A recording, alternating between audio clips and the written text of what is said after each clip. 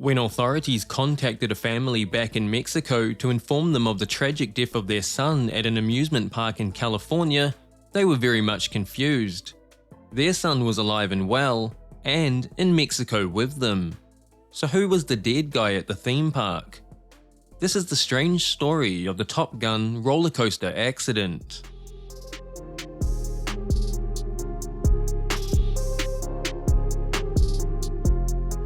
On the 12th of June 2015, a ride mechanic was critically injured at California's Great America theme park after being dragged more than 15 feet when he was struck by the dangling foot of a rider on the top deck roller coaster.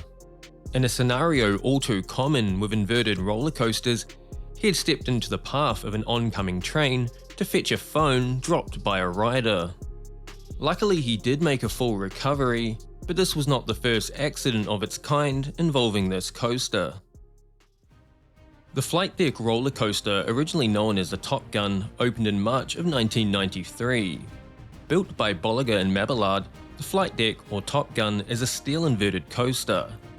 Unlike conventional roller coasters where the train sits atop the track with the riders firmly in their seats, an inverted coaster hangs below the track with the riders' legs dangling below. With a runtime of 2 minutes and 25 seconds, it reaches a height of 30 meters or 100 feet and has a maximum speed of 80 kilometers or 50 miles per hour. The Top Gun was the second inverted roller coaster built by Bolliger and Mabillard. On September 7, 1998, 25-year-old Hector Mendoza visited Paramount's Great America amusement park in Santa Clara, California. Originally from Guadalajara, Mexico, Mendoza was now a window cleaner in Hayward. At the park with him that day was his brother-in-law and his new wife of just 2 months. At around 2:20 p.m, Hector and his wife rode the Top Gun roller coaster. At some point throughout the 2 minutes and 26-second ride, the forces generated by the coaster caused his wife's baseball hat to fall to the ground. The park's policy in such situations is to retrieve any dropped items during the ride at the end of the day.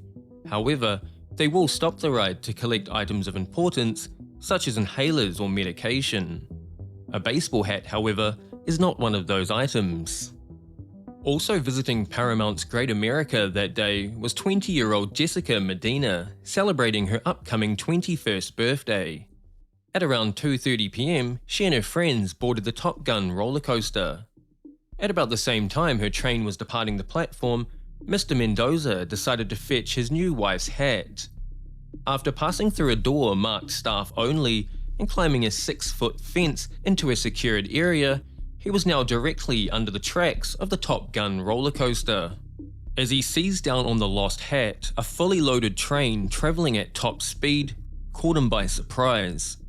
Despite trying to swing her leg to miss him, her ankle caught under his neck, causing a snapping sound that's now burned into her memory.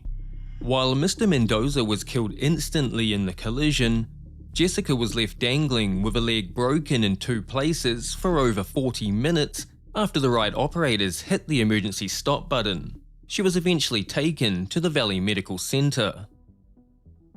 In the immediate aftermath of the accident, the park remained open, but the ride was closed for 1 day pending an inspection.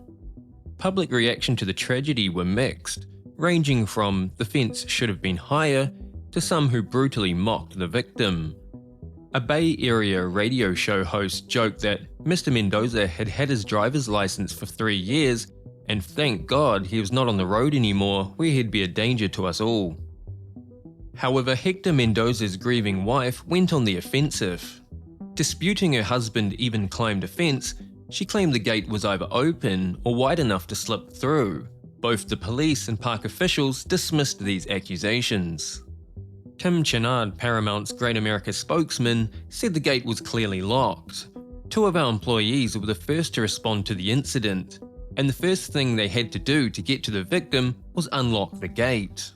However, a strange twist unfolded.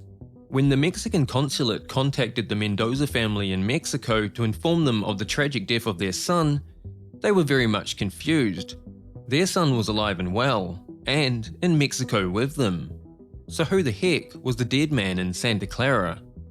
Using fingerprints taken from the body, the police identified him as 25-year-old Suarez Robles, originally from Mexico. Mr. Robles had assumed the driver's license, social security number, and the name of Hector Mendoza, an identity even his new wife had believed him to be. The reason for faking his identity remained unclear. For Jessica Medina, it had been a life-altering event. With a bone broken in 2 places, she almost lost her leg due to an ongoing infection. After being bedridden for months after the accident, she lost her job and now has scars that run the full length of her leg.